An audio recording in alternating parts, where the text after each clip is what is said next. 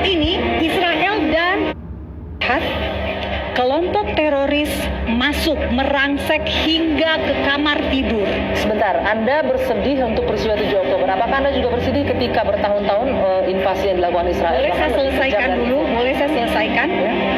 Tanggal 7 Oktober adalah peristiwa ketika kelompok, kalau saya nggak sebut kelompok teroris, saya akan sebutnya kelompok militer yang masuk ke rumah-rumah warga sipil. Saat ini Israel dan Gaza, Israel dan Hamas yang menguasai Gaza tidak sedang berkonflik. Tidak sedang ada peristiwa sebelumnya, gitu ya. Nah, tetapi tiba-tiba mereka, para militan ini, para teroris ini masuk ke rumah-rumah warga sipil. Ada 1.300 orang tewas, termasuk warga negara asing. Dan ada 150 yang disandra.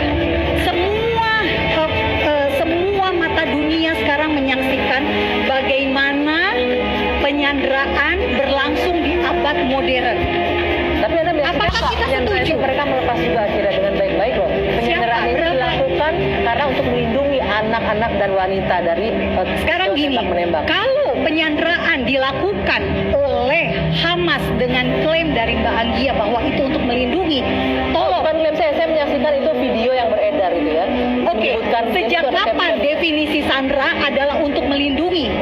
Kalau mereka betul dilindungi oleh Hamas, please, tolong kembalikan mereka sekarang juga. Oke, Anda bilang tidak ada konflik sebelumnya kemudian diserang. Tapi penyerangan ke masjid masih di tahun ini juga kita ingat. Penyerangan ke Masjid Al-Aqsa, bagaimana orang sedang sholat ditembak segala macam, bagaimana hal itu juga hal yang sama. Pertama-tama, Bapak Ibu harus ketahui dulu sejarah Gaza. Gaza pada tahun 1948 sampai 1967 dikuasai oleh Mesir.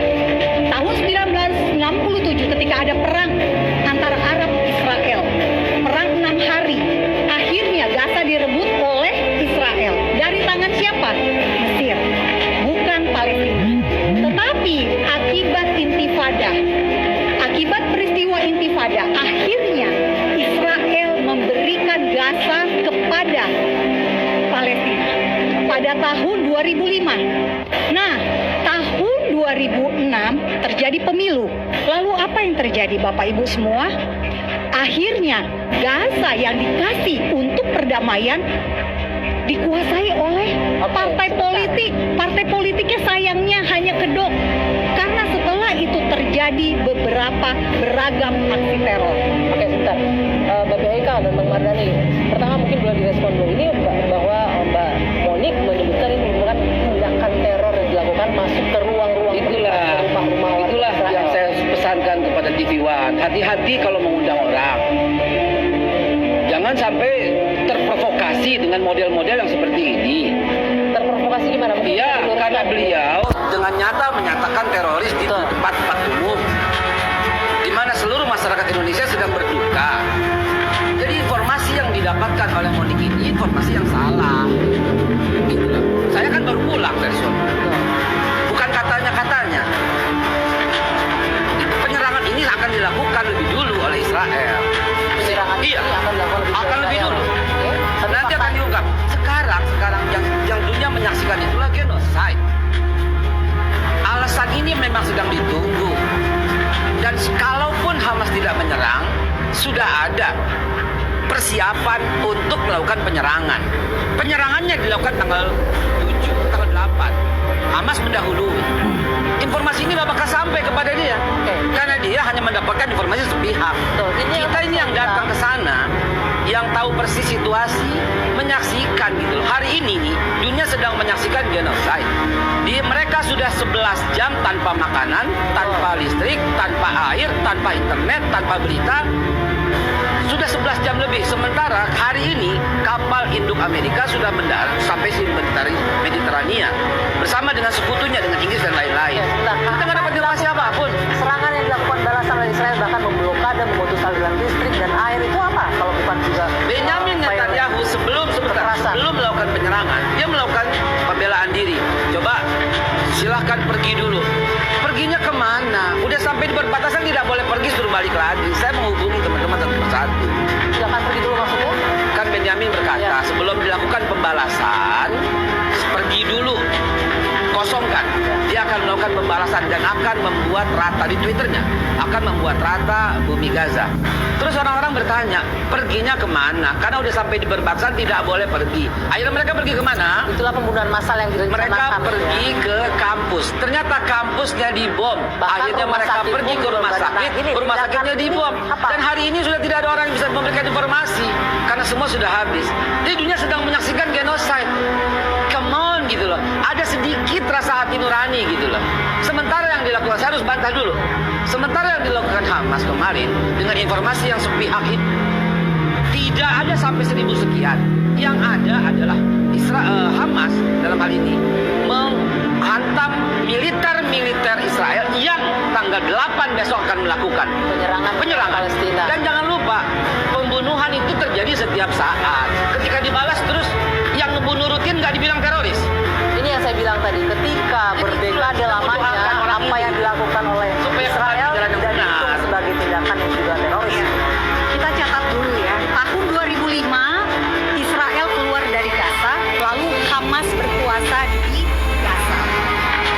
Nah, Hamas berkuasa di Gaza, cita-citanya itu di piagam Hamas adalah melenyapkan negara Israel. Mbak, Jadi bentar. memang Saya ingin tidak Anda ingin merespon dulu Mbak Moni. Saya ingin Anda jadi merespon memang disampaikan tidak ingin satu bertetangga masalahnya, Anggia. Oke.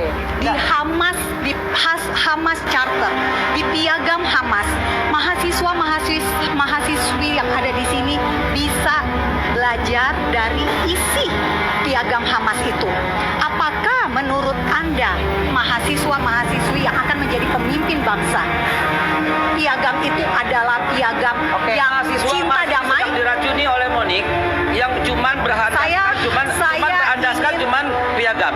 Sementara Israel sendiri sudah melakukan genosid.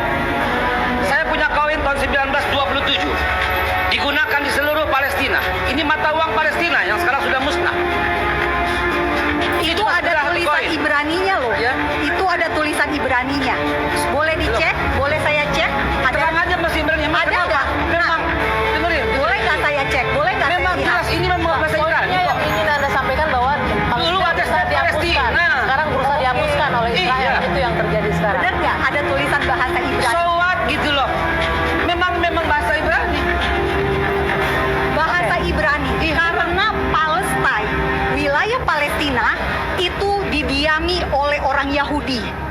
Monika jangan membodohi semua ya. Oke. Yahudi, Tahun Yahudi, 135. Kristen, Islam hidup kompak rame-rame di bumi Palestina. Mereka bertempur sejak tahun 1948 dengan kedatangan bangsa terkutuk yang namanya Israel yang berasal dari Austria. Sampai detik ini tetangga saya Yahudi, tetangga saya yang tinggal Nasrani, kami kompak rame-rame. Itu yang mesti dicatat. 1948 baru mereka datang, baru terjadi kerusuhan. Mau tahu sejak kapan kerusuhan itu terjadi? 1187 sejak kedudukan Sultan Salahuddin Al-Ayyubi sampai 1948 tidak pernah terjadi kerusuhan. Mereka kuat dengan memegang Wa'd al-Umariyah. Ngapain juga Hamas jadi disukuskan dengan umat Islam? Wa'd al-Umariyah yang dituliskan oleh Umar bin Khattab melarang orang Yahudi diganggu, melarang orang Nasrani diganggu, melarang orang Islam diganggu. 1187 Sultan Salahuddin Al-Ayyubi memberikan kebebasan. Orang Islam silakan ke masjid, orang Kristen silakan ke gereja, orang Yahudi silakan ke sinagoga. Bahasa dipakai bahasa Arab, bahasa Inggris dan bahasa Ibrani. So what gitu loh. Artinya kehadiran Zionis lah yang